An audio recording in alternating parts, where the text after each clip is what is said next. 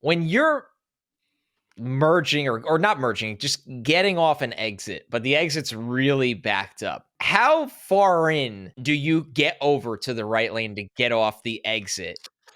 Is it like a mile, half a mile, or are you the asshole that drives all the way up and cuts off the front three people? I feel like I'm a 3/4 of a mile to half a mile out guy. So am I. Some people live on the edge. Some people are shameless barbarians. Let me put it like this. Most of the time, there are the white lines at some point, which means do not drive over these.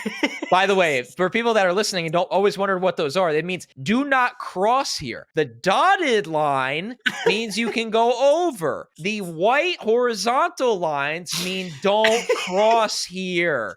Assholes. He's going off. Most of the time, it's trucks, work vans, because those people just don't care. And you know what? While they piss me off, I kind of am like, they don't care if that car gets hit, and they're sick of being on the road in this traffic all the time. Like, you lose. You lose. You're not in a tractor trailer or a work van. You are going to lose that battle. But the people that are in sedans that do it they're the bottom three on earth. Like, you're going to hell.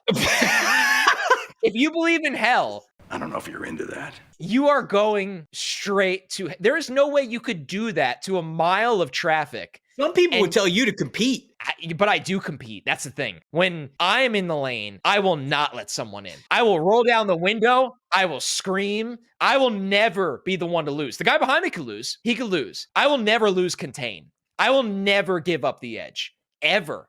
Never. I'll yell at the person in front of me if they miss their block. I will literally yell at them and be like, move up. You gotta move. You gotta stay on the bumper in front of you. We cannot let the heathens cross the horizontal lines.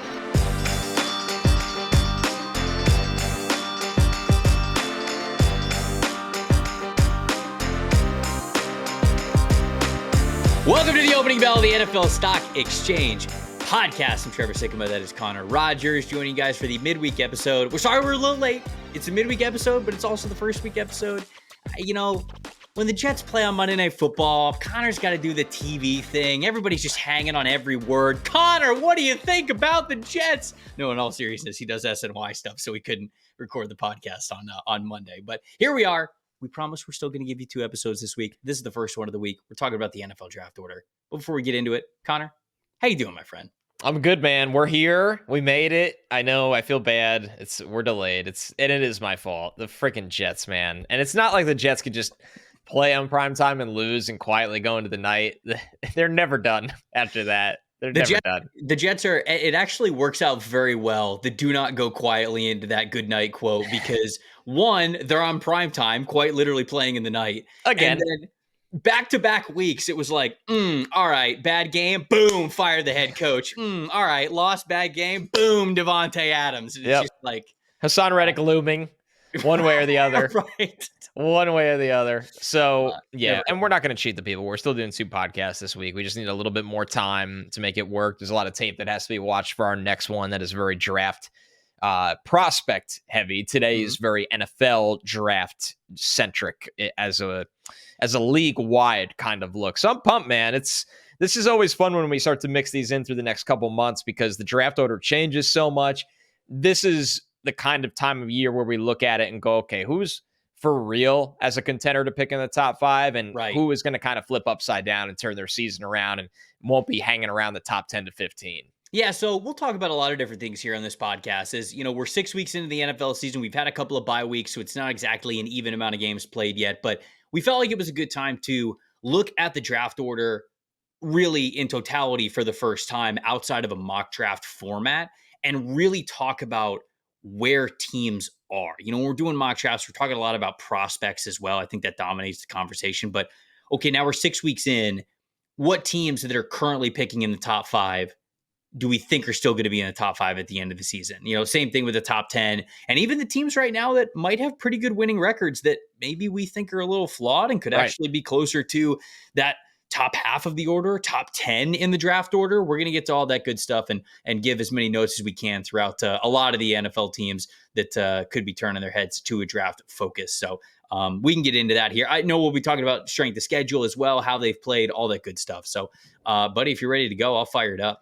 Let's rock and roll. Hello, old friend Tankathon. It's Ah, good to see you. she's beautiful. She's beautiful as she always is. The For those who are audio only, we're gonna try to be as friendly as possible to you guys who are listening wherever you are listening. So we're gonna read out a lot of sort of what we're seeing on the screen from Tankathon.com, which is showing us the current NFL draft order. And if you'll notice, there are four teams that are both they're all 5-1, right? So then you go, okay, One and five. 1-5. Sorry. Yeah, Yes. be a hell of a league if they were Yeah, there's somehow only picking one up 5. 5-1 team, and that is the Texans. That's true. So these teams are 1-5, and people might be going, okay, well, how do we get to this order? Well, if you go to the right side of the screen, you will see SOS. That is not an ode to Rihanna's hit single. It is actually the strength of schedule, and the way that it works is the lower the strength of schedule, if you have the same record, that is the tiebreaker. Because the way that you can think about it is you've lost the same amount of games against worse opponents. So that is a simple way to think about the first tiebreaker, I should say, when it comes to splitting up tied records in the NFL. So the New England Patriots, they're 1-5 and they have the lowest strength of schedule. They're picking number 1 overall if the draft were to be this weekend.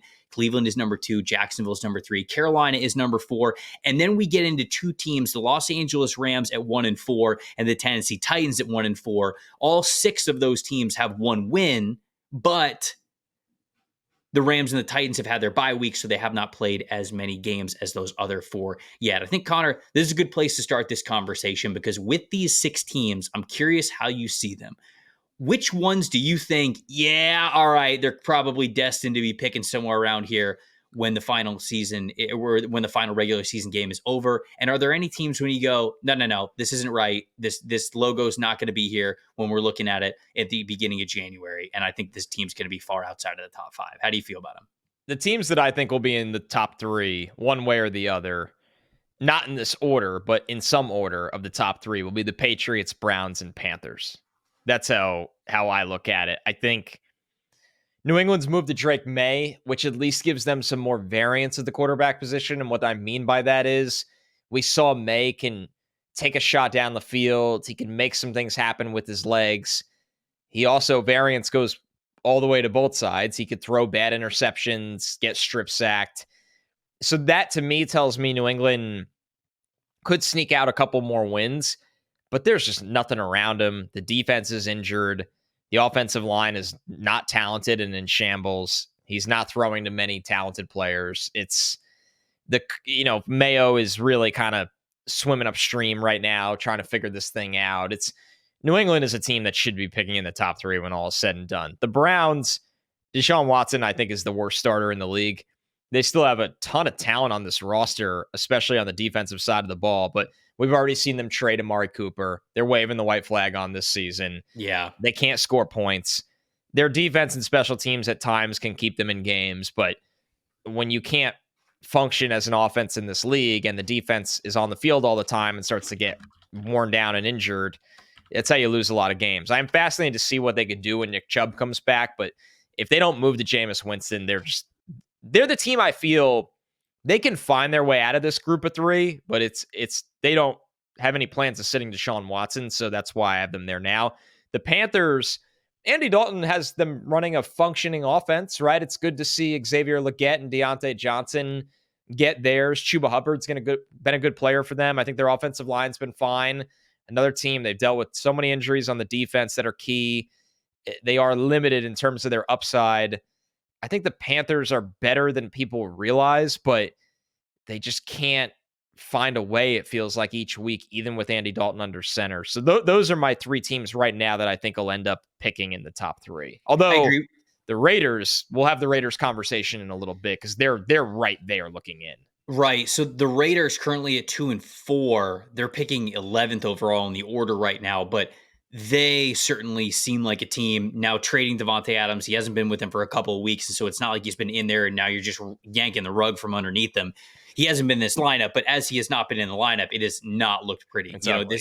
This is Carolina's one win of the season, if that sort of helps kind of put it in perspective of where the Raiders are. So those are I agree with you completely. I think that New England's going to be within this conversation. I think Drake May makes it interesting, but certainly playing behind that offensive line, I don't really know how much of a difference that's going to make. And unfortunately, I think the same conversation can be had with Cleveland, right? We looked at the Cleveland Browns, and this has not only been one of the best rosters, but one of the best offensive lines in the NFL Yeah. over the last 2 to 3 seasons. And Connor, like, they're horrible now.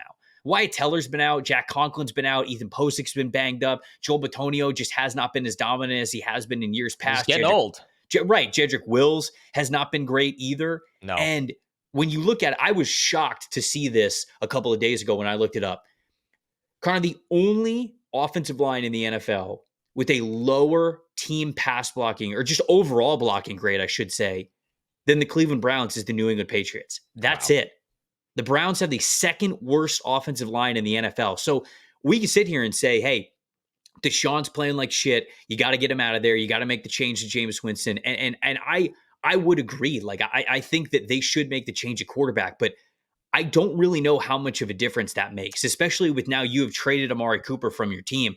I think this is a team that is a top 5 lock to have a top 5 pick next year. I don't know if I want to say top 3 because, yeah, you throw Vegas into this equation and what's it going to look like. It's not, Vegas is certainly, like we were saying, sitting at 11, but they only have one more win than any of these 1-5 teams do. So they're right there in the conversation as well. But I agree, Carolina, I think they'll get maybe 1 or 2 more wins throughout the season, but man, the defense is bad.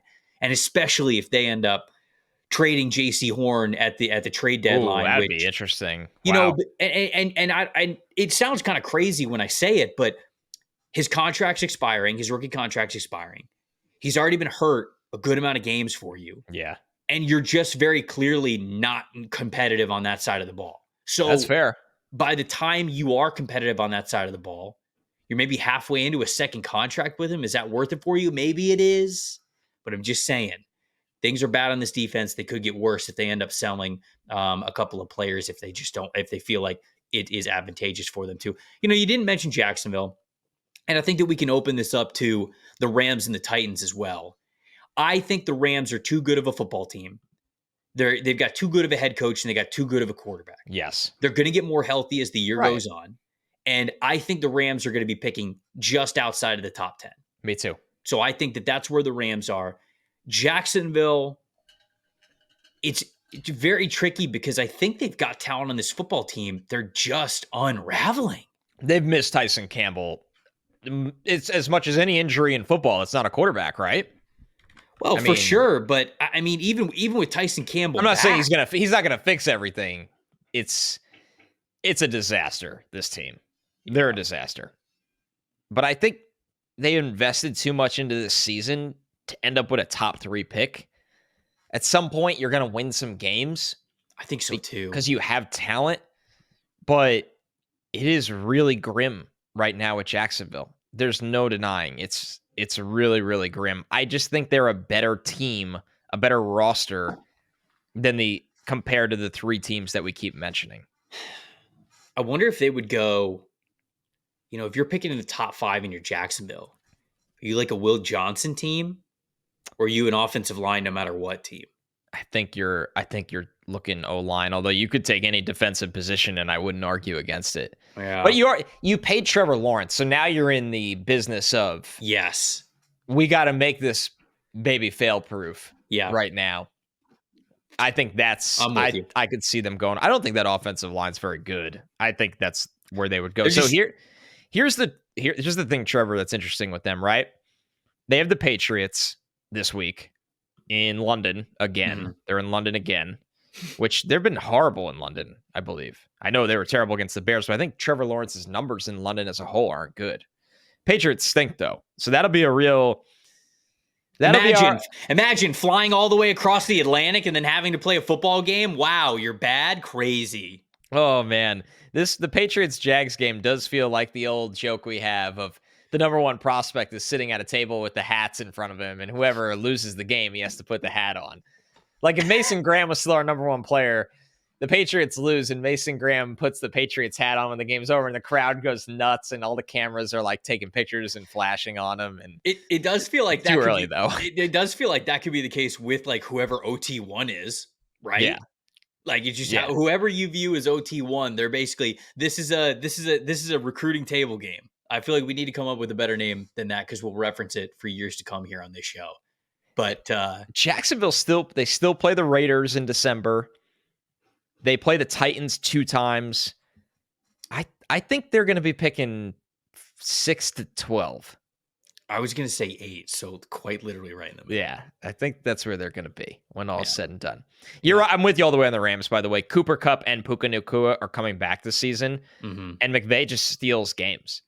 He just finds a way to steal games. Dude, and that defensive line's playing well. They are. They need help on the back end. Especially over the last 3 weeks. Braden Fisk and Jared Verse have been really nice. Kobe Turner's been nice for them. Byron Young as well. Byron Young, yes. Byron Young over the last 3 weeks has like a 20% pressure percentage.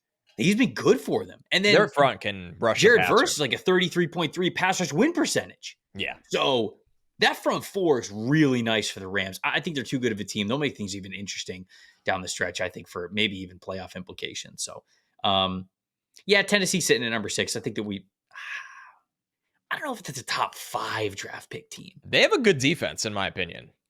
Yeah. It's competitive. 5 to 10. Yeah, it's competitive. The problem with Tennessee is, as we talk about all the time, Will Levis can give away any game on notice. But they almost beat the Colts last week. They beat up on the Dolphins, who just didn't have much at the moment. They gave the Jets hell for the first half, and then they just shit the bed the second half. Yeah. They be honest with the Titans. You look at them; they lost by. They lost by a touch. Your voice kind of went. Your voice went into that. They lost the Titans. Oh, they lost by a touchdown to the Bears. They lost by a touchdown to the Jets. All right, they lost to the Packers pretty decisively. They beat up on the Dolphins. They barely lost to the Colts. Yeah, now they play the Bills, the Lions in a row, but then they play the Patriots. They're going to scrap together some wins. They are. So of these teams that have one win, I'm looking at PFF's strength of schedule remaining.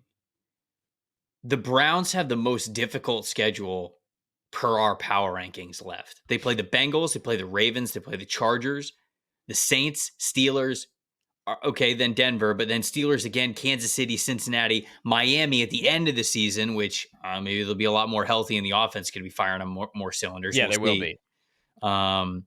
And then Baltimore, you end the year at Baltimore. It's rough. Yeah, that should go well. They would if Baltimore had the number 1 seed locked up, they'd lose the Ravens backups. Or even worse, they'd win. That is just a torturous thing as a fan. And it was funny, even how you said they played the Broncos. The Broncos defense would kick their ass. Yeah, it's true. Broncos defense is tremendous right now. I know Surtain's in concussion protocol, which makes it go down like 2 full notches because he's that good, but no way they can do anything against the Broncos defense. So scrolling down a little bit more. So I said that Cleveland's got the number 1 toughest schedule remaining. Next on the list of the teams that we mentioned, the Raiders have the 6th toughest schedule in the league remaining. Then you got to scroll all the way down to the Titans have the 11th. The Carolina Panthers have the 12th most difficult schedule remaining. And then the Jags, 22nd, so a much easier and more favorable schedule. And then the Patriots, 29th. The Patriots schedule is decently easy. Who do they have left? Okay, they play the Jets one more time. That is soon. So it's Jacksonville, then it's the Jets, Titans, Bears, Rams, Dolphins, Colts, Cardinals, Bills, Chargers, Bills. That's not that bad. It's not great though, because the Dolphins should have Tua back for November 24th. They're not better than a lot of they could be competitive. Like they could give the Cardinals a fight. Caleb's playing so well right now. The Bears went from like, oh, everybody could probably beat up on the Bears, to nobody wants to play the Bears all of a sudden. I don't know. New England, they got to beat Jacksonville on Sunday if they want to. I mean, maybe the fans don't want them to win anymore. I was going to say, do they? Do they need to beat Jacksonville? It's a weird draft, though, where I don't sit here and go, man, you better not win that game so you miss out on this guy. I don't have feelings like that in this draft. Yeah, but holding number 1 is so powerful, right? In a quarterback draft, I don't think this is a quarterback draft. It's not, but anytime you have your quarterback already, which the Patriots do, if you suck enough to get the number one pick the next year, you still hold a lot of power. Like, okay, maybe you're not garnering 3 first-round picks No, and 2 right, that's second-round fair. picks or whatever, but like for you to move back from 1 to, let's say, 6, you're probably still picking up 2 first-rounders. Right, and that matters. And yeah, they have so many needs that they could do that. So I think Because you could look at them and go, okay, best tackle, right, McMillan at wide receiver would be sick for them. Travis Hunter, whatever he right, wants to do. right.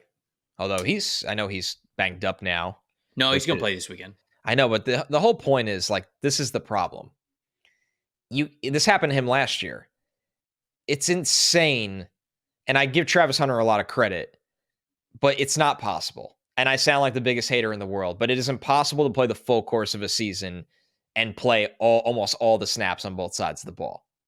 It is a lot of football on the body. It's It's a lot of brutal. And he's football. not the biggest guy in the world to begin with. Travis Hunter is going to be fine. He's going to be a top 5 pick. And I'm just saying, like, I am ready to, if Travis Hunter just wants to play wide receiver, then he's just going to play wide receiver. If he wants to play corner and you have, 5 package plays from him on offense, that's okay. I just think the two-way conversation is going to go out the door by the time we get a month out from the draft. Fully two-way. Nah, he's doing it in the NFL. 18-game schedule, into the playoffs, to the Super Bowl. Super easy. Both ways. Extremely easy. All right, so that's the top. All right, that's the top 6. Those are the 1-win teams. And then we got a smorgasbord. We really do. Of teams here, which I think the conversation gets now very interesting. We'll talk about the 2-win teams, so 7 through 13. The Jets are currently picking 7th because they're 2-4, and well, they have the easiest strength of schedule, so that's not great. The easiest in the league? No. Who's the easiest in the league? Miami does. Interesting. The problem with Miami is they're in desperate waters right now because they're up against time, right? You can only lose so many games until Tua gets back. That sounded like a Leonardo DiCaprio movie quote right there. I am a stunt double. People forget that. That was just deep. That was really deep. The problem is that you're up against time, and then Hans Zimmer comes in, and the volume comes up, and the you can't even interstellar hear music yourself starts think. playing. No time for caution, and yes. Dolphins are the easiest schedule. So they have the Colts, Cardinals, then the Bills, Rams, Raiders. Yeah. The Dolphins can scratch out. If the Dolphins can scratch out a couple wins while Tua's out and then he comes back, like they could find themselves back in the playoff picture. Yeah. They don't have the easiest schedule remaining. They have the 21st easiest schedule remaining. I thought you were talking about strength of schedule. The schedule that they have played so far has been the easiest. The easiest. That's scary. They're at 0.400, which is crazy that there's a team that is almost in the 300s when it comes to the problem with Miami is they do have a tough middle patch where they go at Green Bay, home to the Jets, which we'll see what the hell the Jets look like by then, but then at Houston and then home against the Niners. That's a 4, that could be tough. We'll see. The Jets will somehow have Max Crosby by then. The Jets just keep going all in while not winning. The Jets are probably the biggest wild card here. It's them and the Bengals at 7 and 8. Because it feels both like of those teams are not picking in the top 10. No. The Jets have already said they're all in. They traded for Devontae. And even if you, like the most pessimistic Aaron Rodgers haters, all that, the Jets could be a disaster this year and still win 7 or 8 games. Right. A disaster. Yes. A total disaster. So I know some people are sitting there like, how could you say that they're not going to be picking top 10? Because the schedule sucks. And even if they really spiral completely out of control, their schedule is easy enough that they could still win 7 or 8 games. Like last year, they won 7 games with Zach Wilson, Tim Boyle, Trevor Siemian, and they picked 10th and traded it for 11th. So the Bengals right now, Burrow's playing so well that it's hard to imagine them here. They're such slow starters. Their defense is problematic. Let me say that. But even the last 2 weeks, the defense has been good. Well, they got it together against the Giants for sure. Yeah, so they have a great matchup this week, don't they?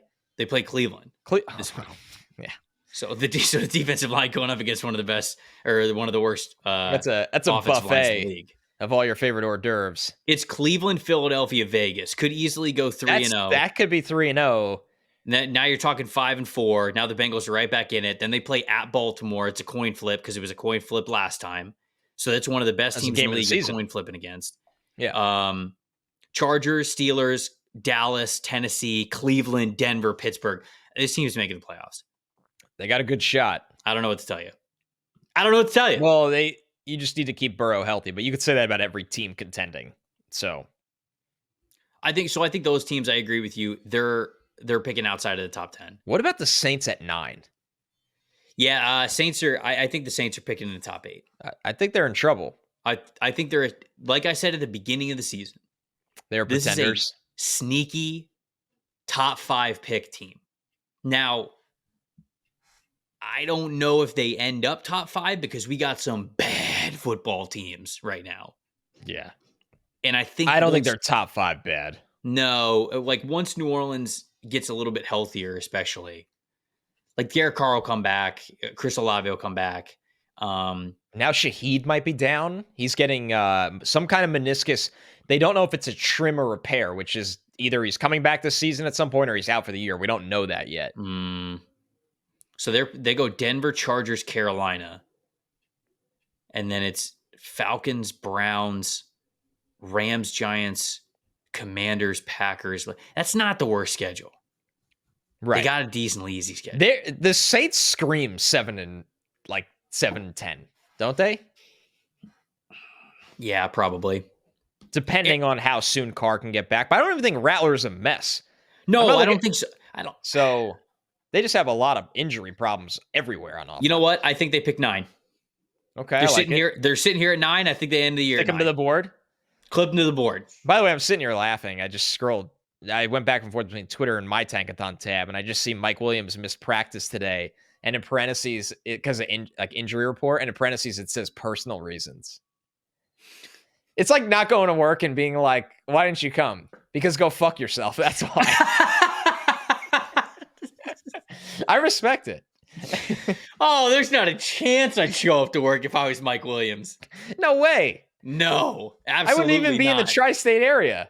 Rodgers throws a bad pass to me, and now all of a sudden my ass is grass? Okay, sure. He just fillet me in the post-game presser. Dude, that was... And then the next day you go, yeah, he screwed up.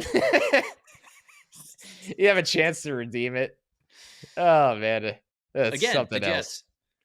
If not for nothing, they're entertaining.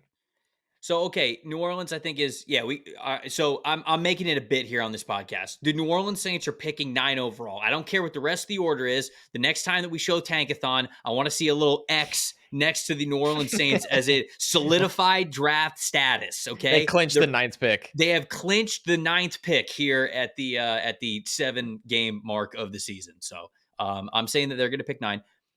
Vegas, we've already talked about. I think that they're a sneaky top 5 team, potentially even top 3. Giants. Look, I want to cooking. I got to address it. Okay, I'm listening. You know, we did the DEF CON episode. Yes, talked about the Giants. Yep. You and I talked about Brian Daboll not being on the team next year, going over to the Philadelphia Eagles. We got a little pushback for the Giants because after that episode, Giants come out, give the Seattle Seahawks the business in Seattle. Doesn't happen very often. It did give them the biz. But even before then, Giants fans were, I'm kidding. Giants fans were in the comments and they were sort of tweeting at me. They're like, why are you saying that Brian Daboll is gone? And I want to be very clear because I hope that this was clear on the show. We think Brian Daboll is a great coach. Yeah, I think Brian Daboll is a great coach. If things... like Andrew Thomas, now he's out for the year, right? If things don't go well with the Giants and they're picking in the top 7 again, do they not make a change? Because there is plenty of reason to believe why they wouldn't, because you would still think that these guys are good. You've just kind of been hamstrung with Daniel Jones and the Daniel Jones contract, but it just does not often happen. Guys don't often get these chances. So I don't really know what the Giants fans, again, you hit us up in the comments. I don't know. You seem to think that Brian Daboll is going to be on the team next year. So all Giants fans listening to this, let us know what you think. Brian Daboll, is he on the team next year or not?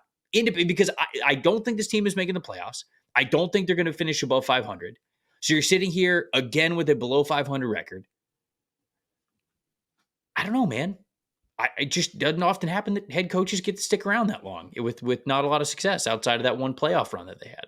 That was my thoughts on Dable. So just had to bring that part up. I think it's well laid out on both sides. Not to give out participation trophies here, but the reality is we think Brian Dable's a good coach. I would ride it out with him no matter what happens this season. I don't know if the Giants are going to do that because like John Mara's got to be losing patience. They've been uninteresting for a decade.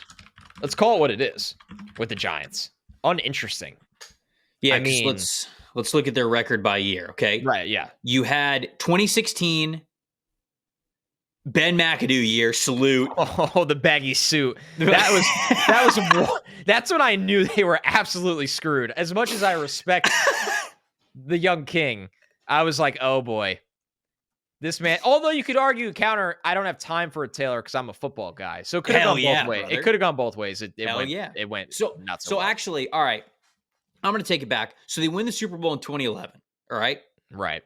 Coughlin's been the coach for 4 more years. 9-7, 7-9, 6-10, 6-10. They can't Coughlin after four seasons after that Super Bowl run. Then McAdoo takes over. They make it into the playoffs. They lose in the wild card. They go 11-5 that year, though. That was the 2016 season. Yeah. I think they had a ton of high-profile free agents going into that year, and it worked for 1 year.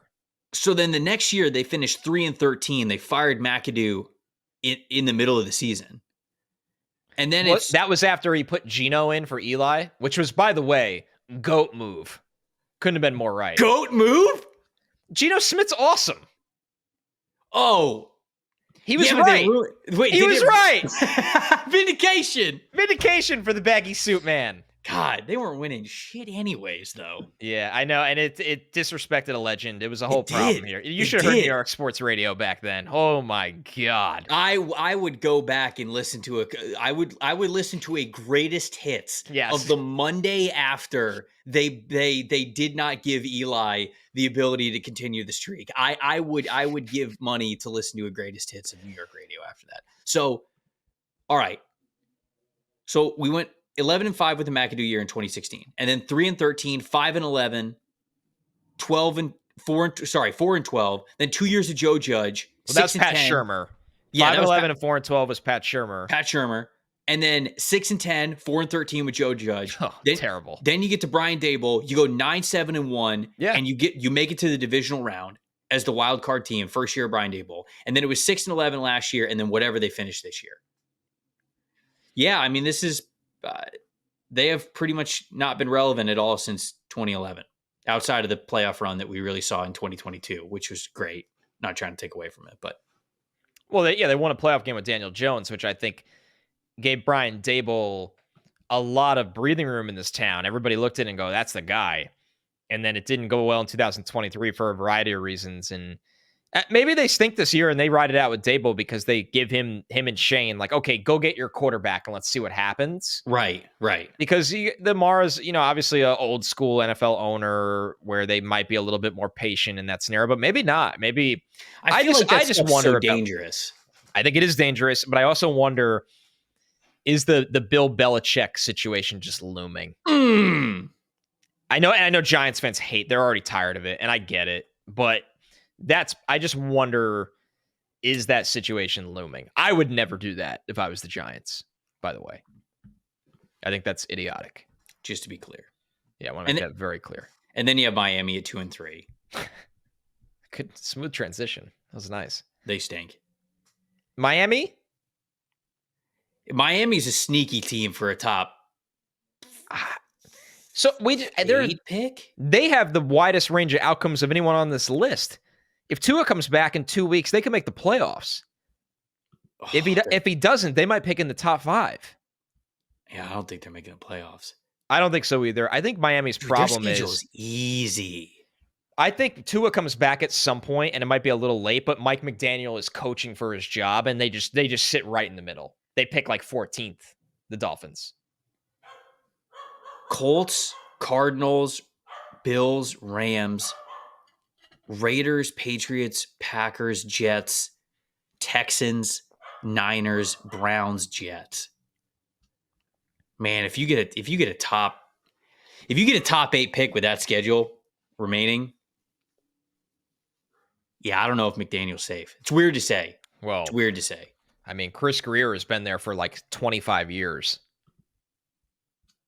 That's it. It could be a situation where if they bottomed out, they've completely nuke it.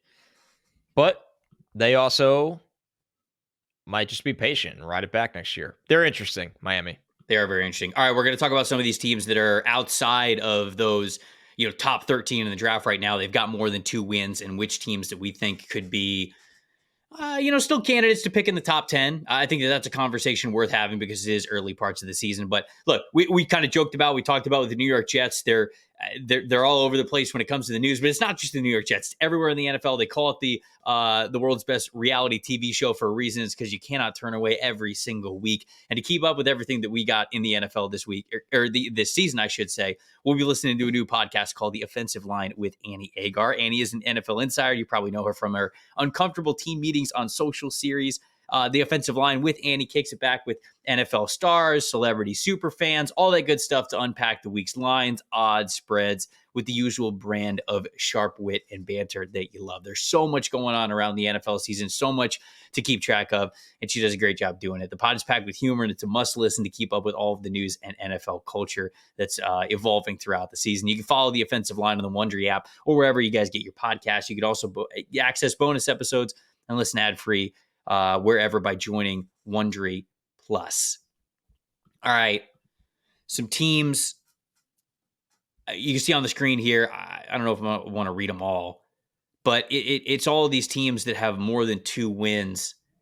Do we spot the imposter amongst the group? Man, Dallas is in trouble. Dallas. Oh man. Dallas is the bizarro Jets, right? And what I mean by that is the Jets keep losing and then they just do something that you're like, let's see what happens here. Like they fire Robert Saleh and you're like, oh, they're playing for first place though. Let's see what happens here. They lose the battle for first place because the kicker can't make his fucking kicks. And then it's like, now we traded for Devontae Adams. Let's see what happens here. The Cowboys lose by 40 points.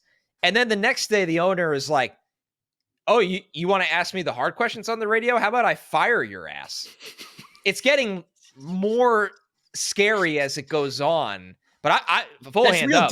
That's real David Tepper behavior, by the way. That's some fantastic stuff. Yeah, I'll buy your house and bulldoze it. Right. Tepper's got to do something. Tepper's got to take somebody who's criticizing the Panthers defense, literally buy their house from them and bulldoze it before they come back from the grocery store after a hard day's work. That's what he needs to do. And bread, and you're like, where's my house go? He's losing his edge to Jerry Jones after Jerry going on the radio, which is wild, by the way, right? It's that's wild. That's Jerry's, like, he does like a weekly segment with them. And I think that was probably why he felt that he had the power that he did to be like, okay, well, I'm giving you my time. I'm going to get somebody else to answer the questions. Asinine. It's insane. The Cowboys are bad. And here's the thing. Jerry doesn't like answering the questions. And look, maybe it was a little bit more hamstrung than we think it was during the offseason. Like, I understand where Jerry's coming from a little bit. You can't go out and sign everybody, and you can't draft everybody, and you can't fix all your problems all at one time. But at the same time, it felt like this roster overachieved a little bit last year with an unbelievable performance from Dak, and certainly CeeDee Lamb having an incredible year as well. And they're still doing some of those things. The rest of the roster is just not good around him. No. I mean, the way they ignored the run game, the way that the trenches have fallen off over the last couple of years, the rest of the supporting cast outside of CeeDee Lamb, they're still hitting some of those big shots. I believe before this week, I'm not sure what it is now, but before this week, Dallas was number 2 in the NFL at total explosive passing plays behind only the Houston Texans. So that part of their offense is still working, but it's what happens when they're not completing those passes that is totally void this year when it wasn't last year. The defensive line is a mess. They cannot stop the run. The linebacker level is not impactful, and the secondary is way too up and down, especially with Bland not starting the season and just everything else there. So like the Cowboys, to me, dude, they're sitting at 3-3. They're not a good football team. I think that the Cowboys are picking in the top 8 when we get to April. I really do. Ooh, top 8. Yes, because all right, well, let's look at their schedule. Let's look at Dallas' schedule here. It's got to be pretty difficult. They're 3-3. at San Francisco, Tough. at Atlanta, No gimme. versus Philadelphia, versus Houston, at Washington, versus the Giants, versus the Cincinnati Bengals, Carolina, okay, Carolina. Then it's Tampa Bay, it's Philadelphia, and it's Washington to end the season. How many more wins you got for the Dallas Cowboys? You know what? Their season comes down to the 2 games against Washington. 3, 4? Carolina's 1. I say they split with Washington. They beat Carolina.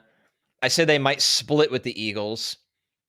And they always beat the Giants, no matter what. Giants game was actually close, though. It was. To be fair to the Giants, it was, but they just never. So that's 4. That's 7 wins. I guess that's probably picking close to like 10 to 12. I think they'll be 10 to 12. I'm saying top 8. I'm not backing down. I can't back down. It's my own podcast. I know Jerry Jones already ruled it out, but they were a team that should have been in on the wide receiver trades. Can't just be CeeDee Lamb out there. Can't. So, but they're not interested in making trades. So, who else is imposters? There was a clear one on there that I just glossed over. Oh, what do you think of the Broncos? Yeah, I mean, look, I think the Broncos are probably going to be picking like top 15 when it's all said and done, but competitive defense. Right. I'm also like, I think they've got a really good defensive line. They've got a really good defensive overall, especially if Patrick Surtain isn't in concussion protocol too long. Bo Nix is coming along. The offensive line is playing better. They're doing this with also having a terrible run game as well. So if the run game bounces back at all whatsoever, the team is fine. Let me see where they are strength of schedule wise. 8th toughest schedule remaining. Yeah, probably picking right around 10 to 12 as well. I'm not a huge, like, Denver sucks type of a guy. Right. So I think they're probably right around the top 10. But if you told me they're picking outside of the top 10, I'd believe you. I don't think they're going to be terrible. I don't think they're going to be terrible either. And they kind of did this last year where everybody thought they would get run over after how their season started, and then they got hot for a while. Seattle, I think, is going to be competitive. Philadelphia, I don't think they're real contenders. Sirianni's a disaster. But I don't know how much they fall off either. You know? They're not a bad football team. Again, I could see them picking anywhere from 15 to 20. I feel like that's where Philly's going to end up. Chicago, kind of the same way. I don't mean to, put a damper on Chicago. Y'all could absolutely still make the playoffs, but when you look at Chicago's remaining schedule, they're 4-2 right now, which is great. But holy cow, their schedule sucks moving forward. At Washington, at Arizona, versus New England. Okay, there we go. You got an easy one. They could win 2 of those 3 pretty easily. And I agree with you. And they could be sitting here that would make them 6-3. Yeah. I think that's what happens. They could be 6-3, and I totally agree with you there. But then listen to this. I know. Green Bay, Minnesota, Detroit, San Francisco, Minnesota, Detroit, Seattle, Green Bay. That sucks. That's a wagon. I don't know if you get more than 2 wins out of those 8 games. I think they win 8 games. So if you win 8 games, again, you're probably right on the outside of the playoffs looking in. Yes. That's kind of the way that and anything above that, what a great season for Chicago. Truly. What a great season for the Chicago. Caleb Williams is playing like this. Who cares? And that's the thing too. If Caleb keeps playing like this, then they're going to win more than we're even saying that they could be expected to win. So that's my thoughts with Chicago. I'm wondering how confident Chicago Bears fans are right now. Are you thinking about the draft at all whatsoever? Or are you still penning on the metal? Do you think you're destined for the playoffs? What do you think about that last 8-game stretch for Chicago? Because I think it is realistic that they might only win 2 games out of that. Now, it's also realistic that I think they could win 5. I don't think they're winning more than 5, but that's the variance, and obviously that could depend on where you're picking in the draft order. Indianapolis at 3-3, yeah, probably not making the playoffs. Probably put them down a little bit more, but I don't think they're total imposters. The one that I think this is the last one we'll bring up individually. Well, maybe not. Pittsburgh is 4-2. To me, they are a team that has the potential to free fall. Yeah, they're moving to Russ, it sounds like. Because not only are they moving to Russ, which I think is a bad idea. Yeah, I think it's a real bad idea. Their offensive line's really beat up. Is Zach Frazier going to miss time officially? Because Yes. I think that's a massive blow for them. Yes, he is gonna. I believe he is gonna miss time because their bye week is. Shoot, it doesn't show it on here. When is their bye I'll week? tell you right now. Well, it's in 3 weeks. He's week to week with his ankles in a boot. But somebody said that it's likely he doesn't come back before the bye. Yeah, that's what it's looking like. Because they played the Jets and the Giants and then the bye. Okay. So you're hosting both the New York teams and then it's a bye. The defensive line's unbelievable in Pittsburgh. But that to me is basically just the lifeblood of the team. You've got 2 defensive linemen in Cam Hayward and TJ Watt who are playing like defensive player of the year candidates. Nick Herbig's been unbelievable as a designated pass rusher in specialized situations. You're getting Alex Highsmith back from injury. Keanu Benton's a really good rotational defensive lineman as well. They are carried by that defensive line. The linebackers, I think, are kind of still figuring it out. Peyton Wilson's been playing better, but he's still a rookie. He's still going to have his up and downs.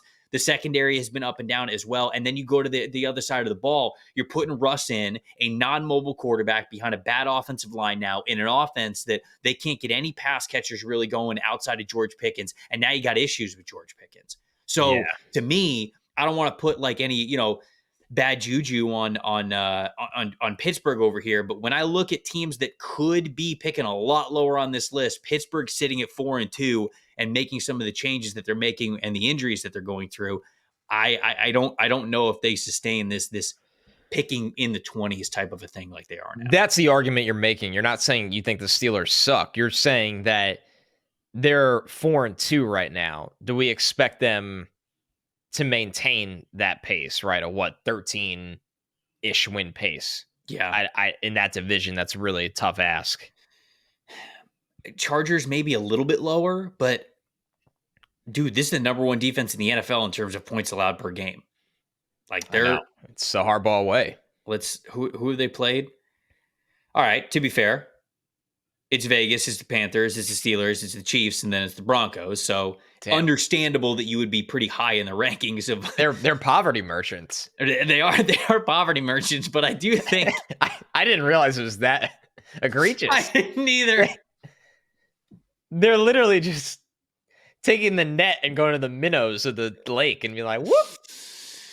But I do think that I'm not going to retract my full statement. No, I like the Chargers a lot right now. Right. I really do. So I don't think they need to be thinking about the NFL draft at all whatsoever. The Niners, the Buccaneers, the Ravens, the Packers, the Bills, Washington, Detroit, Atlanta, Houston, Kansas City, Minnesota. I mean, you're not thinking about the draft at all whatsoever on that one. So, no. Yeah. I think that's probably that's probably how I would play it out with those teams. So, yeah, I'm really fascinated by Washington because Jaden has played so well and their defense is not really talented, but it's Dan Quinn. He kind of finds a way to get through games. Mm-hmm. Can Washington keep this up? I mean, in worst case, say they don't, then you're going to be picking high enough to get Jaden more help for the future. If they do keep this up and they win that division, which is very possible right now, then that's going to be one of the stories of the NFL season. All right, I'm throwing this on Connor. We're going to do this after this ad read, but I'll give him a minute to think about it. I want to end this show with just a prospect to think about for all of the teams that are currently picking in the top 10. Doesn't have to necessarily be a mock draft. It could be the same name for each of them, whatever. But let's think about some teams. The teams that are currently picking in the top 10, just a prospect to think about, have on your radar as you're watching college football, all that good stuff. But before we get to that, this show is sponsored by our friends over at BetterHelp. Think of a time when you recently felt like you couldn't be yourself. You're hiding behind a mask, if you will. October, it's the season for wearing masks and costumes. It's Halloween, but some of us feel like we're wearing a mask and hiding more than we want to with ourselves at work, social settings, around the family. Therapy can be a great way to accept all parts of yourself so you feel like you can take off the mask. You're not putting up a front to people. Masks are for Halloween, not for the emotions. I've been doing therapy for over a year and a half, and it's been great. And it's been exactly that. It has allowed me to feel so confident about who I am and allow me to make changes about the things that I don't like about myself and be able to put my best foot forward with what I do. And I think that that's really helped me see the world in a great way. And honestly, just always be able to put my best foot forward. Therapy, it can be a really great tool to get a better understanding of how your mind actually works. When you're reacting to certain situations and things like that, it help you become more aware of your own patterns and behaviors and improve them. It's useful for everybody, not just people struggling with something specific. If you are thinking about starting therapy, please give BetterHelp a try. BetterHelp is convenient, it's flexible, it's entirely online, and it's therapy that's right for you. You just fill out a brief questionnaire and get matched with a licensed therapist, and you can switch therapists at any time for no additional charge. Take off the mask with BetterHelp. Visit BetterHelp.com/NFLSE to get 10% off your first month. That's BetterHelp, HELP.com/NFLSE. All right. Hopefully that gave you enough time to at least think about it. Number 1, New England Patriots, picking number 1 overall. Who's a prospect to think about? Will Campbell, LSU? I was going to say, it feels very Will Campbell-ish right there. But, I mean, Tetairoa McMillan is got to be in the conversation, right? A wide receiver from Arizona, for anybody that doesn't know, I love Tet, man. He's awesome. Tet's a top 5 pick. This is this is actually the guy I would staple to New England for me. You go get Drake May, an alpha wide receiver. Dude. Because you already have Jalen Polk, so if you're playing McMillan on the outside and Polk on the inside, and you like Pop Douglas, McMillan's the kind of wide receiver they're missing, in my opinion. It really, if they have the ability to fix some of their offensive line in free agency, I'd be all for it, man. I'd be all for it. So, New England Patriots fans, check out Will Campbell from LSU. Check out Tetairoa McMillan, the wide receiver from Arizona. Cleveland, yeah, it's got to be QB, right? Jalen Milroe from Alabama, Shedeur Sanders from Colorado, Cam Ward from Miami. Ward. All 3 of those quarterbacks, in my opinion. I think that's fair. Jacksonville, go back to the Kelvin Banks bucket here. All the tackles, basically, but Banks, Will Campbell, and we'll see, what guys end up climbing up our boards as well. Yep. So, Carolina, I mean, this is such a tough one for Carolina because what are they doing at quarterback? Who knows? But some players to keep an eye on if you are the Carolina Panthers. I think that Tetairoa McMillan is one, the wide receiver from Arizona. I will bring Mason Graham, the defensive tackle from Michigan, into this conversation because their defensive line is so bad right now. It is devoid of a lot of talent that they need. Potentially a Will Johnson, the corner from Michigan. I know we said one prospect for every team, but now I'm just kind of giving you a little bit of the charcuterie prospect buffet here with Carolina. Yeah, and I would double down on Will Johnson for the Rams. And I would say Travis Hunter for the Rams. Oh, yeah. Yeah. Travis Hunter for the Jags, too. Definitely. They need corner help. He could play a little wide receiver. Mm-hmm. We just don't know what he wants to do. That's the golden question. So then the Titans at 6. They're a little trickier, in my opinion. Ted, we're going to say his name a bunch, but he's on the board for this team. Depending on what you think about wide receivers, Luther Burden, maybe wide receiver Isaiah Bond. I think Ridley's been a nightmare there. Hasn't been good. It's been terrible. I'm imagining they're going to move on from Hop. Hop's in the last year of his deal. They should trade him if they Tyler can. Boyd's on a 1-year deal. He was also a trade candidate that I thought. Yeah, they should trade him if they can. I think they should too. You're behind the 8 ball too much. You got to get it figured out with Kevin Ridley. You're already giving him the money. Exactly. You can move on from DeAndre Hopkins. But yeah, maybe wide receiver there. I'm trying to think of somebody else. Oh, you want to keep going? Yeah, is there any other one other player for the Titans? Yeah, I guess you just said one. They could get another edge pass rusher. Abdul Carter in play here. Nick Sutton from Texas A&M. They want a heavier-handed kind of guy. The defense is good, but they could use another edge guy. Jets, real quick. One prospect for the Jets to know. Let's say they're not picking at 7. They're picking outside of the top 12. Mm-hmm. I'll say Kenneth Grant. Oh, I was going to say Kenneth Grant for the Bengals, picking at 8. Oh, okay. Yeah, so we think the Jets and Bengals won't be picking in the top 10. We think Kenneth Grant's a great prospect for them. Yeah, I don't think they're going to be picking high enough for Mason Graham, but his teammate Kenneth Grant I think could be a good one. New Orleans Saints, man. Offensive line again. What'd you say? I think offensive line again. Or defensive line. You know, like Or I think defensive line. Kenneth Grant's in this conversation still. And then I have to really catch up on what Deion Walker has done lately, because he hasn't popped, right? Right. Yeah. That's really disappointing. Yeah, because he from Kentucky, he could also be a name here, but yeah, he looked like a guy with first round ability, but fourth round consistency over summer. Arizona feels a little bit the same way, right? You want like a Kenneth Grant, a Mason Graham. I mean, Deion Walker would be good for this team as well. They could use more. Their run defense is really bad. So right. Yeah. They could also use another corner, but maybe you could wait on corner in that situation. Mm-hmm. Yeah, I would say they're another defensive line team in this situation.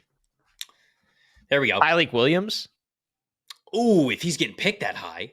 Yeah, not at 10. They'd have to be outside the top 10. Yeah. Okay.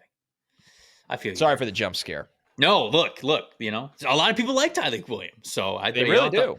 You were throwing it turns out there are a lot of Ohio State fans. Who could have saw that coming? Who knew? Not us. Who knew? Appreciate everybody watching and listening to the show. Let us know what you thought, obviously, of the conversation that we had, the teams and where they're picking. Do you think that you are already your team's already turning the page to draft mode? Are you turning the page already to draft mode? Do you think your team's going to be in the top 5, top 8, top 10, or not even close? If you think we're absolutely crazy, we need to, get a life. Let us know. Tell us in the comments. We would love to hear from you and what you think the outlook of your team is. And if you want to do a mini mock draft for your team, or at least a prospect that you're looking for, again, fire up for the comments. It's a great way to get into the community, have back and forth with a lot of people. We certainly love reading every single comment, and it helps build the show and build the community to be one of the best that we've ever had, which we really appreciate. If you're audio only, you could hit us up on Twitter and Instagram as well, at Tampa Bay Trey, at Connor J. Rogers. We told you this is a midweek episode, but this is only the first episode of the week. We were going to have another episode for you. I believe we're recording it on Friday. So it'll be a little bit of a usher into the weekend. Feel free to listen to it on Friday, Saturday, Sunday, whenever you got time over the weekend. But we are going to do an all mid-season prospect team, and it's going to be a draft. Connor and I are going to draft against one another, forming all NFL draft prospect teams for the 2025 NFL draft. So we can't pick the same people, right? Right, correct. Yes. That's a big caveat. Yes. No, that's why I specified it's a draft against one another. So that way we can bring a lot of names to the table, a lot of recognitions for some really good prospects, guys that are playing really, really well. And I think that that's probably the best way to do that. Let me ask you something before we get out of here. Oh no. When because you're a Charlotte man, and I feel like traffic in Charlotte has really horrendous. It's getting really bad. It's getting Stop moving here. In places like Charlotte, Austin, all these places that are growing, and obviously I am in New York, so traffic is a habit at this point, not one I'm happy about. When you're merging or not merging, just getting off an exit, but the exit's really backed up, how far in do you get over to the right lane to get off the exit? Like, is it like a mile? Is it half a mile? Or are you the asshole that drives all the way up and cuts off the front 3 people? I'm by preference, I feel like I'm a 3/4 of a mile to half a mile out guy. So am I. Okay. Some people live on the edge. Some people are shameless. I can't. Barbarians. I can't do it. No, let me put it like this. So most of the time there are the white lines at some point, which means do not drive over these. By the way, for people that are listening and don't always wonder what those are, it means do not cross here. The dotted line means you can go over. The white horizontal lines mean don't cross here. Assholes. So he's going off. Most of the time it's trucks, work vans, because those people just don't care. They're driving all the time. Yeah. Right. And you know what? While they piss me off, I kind of am like, they don't care if that car gets hit, and they're sick of being on the road in this traffic all the time. They're just going to do it. Like, you lose. You lose. You're not in a tractor trailer or a work van. You are going to lose that battle. But the people that are in sedans that do it, they're the bottom 3 on earth. Like, you're going to hell. If you believe in hell, you are going straight to. There is no way you could do that to a mile of traffic. Some people would tell you to compete and feel okay. But I do compete. That's the thing. When I'm in the lane, I will not let someone in. I will roll down the window. Okay. I will scream. I will never be the one to lose. The guy behind me could lose. He could lose. I will never lose contain. I will never give up the edge. Ever. Never. I'll yell at the person in front of me if they miss their block. I will literally yell at them and be like, move up. If people, because people like to text during this, which is terrible, don't do that. If I notice that, I'll slam the horn and be like, you got to stay on the bumper in front of you. Yeah. We got to rally this line. Yeah, we cannot let the heathens cross the horizontal lines. So yes, this has been, obviously something that you come across since you drive as a teenager, but 95, and those listening that know the tri-state area, has been a special level of hell this year, and I go through it every day. So I was curious. It's good to know that you are, half mile to 3/4 of a mile. That's very acceptable. This is your battle of Thermopylae. You and the 100%. You and the line. Tonight we dine in hell. Yeah, that's yes. And that's how I say that every day when I drive home from work at around 1 o'clock. Except for you, it's the tonight we die with the insurance claims, because I'm not letting you in, and if you hit me, we're getting out of the car, brother. That's how this is going. That's exactly right. Yeah, buckle up. Literally, wear your seatbelt, because this shit is about to go down. I'm glad we discussed that. We usually discuss what levels of awful things people do, like reclining on airplanes, stuff like that. I couldn't wait for a no notes to bring up this topic. I was going to say, I'm glad that we presented you the opportunity to get this off your chest. I feel so much better. It's relief. Well, hopefully you guys do as well for sticking with us till the end of the episode and getting probably the best rant 59 minutes into the episode. But we appreciate you. If you're a diehard and you made it to this point, now you can get in on it as well. Are you a heathen? Or do you want Connor to compete? Do you need him to muscle up? Are you going to take advantage? It's the Oklahoma drill of cars on the highway.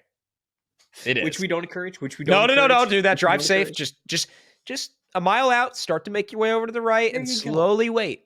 You're all going to get there. I promise. You don't have to cut. Speaking of, we're all going to get there. The people that stand on planes the second the seatbelt light comes on. That's for another episode. It's for another episode. We can't get into it right now. I'm Trevor Sikkema. That's Connor Rogers. Thank you guys so much for watching and listening to the NFL Stock Exchange podcast. We'll see you later this week.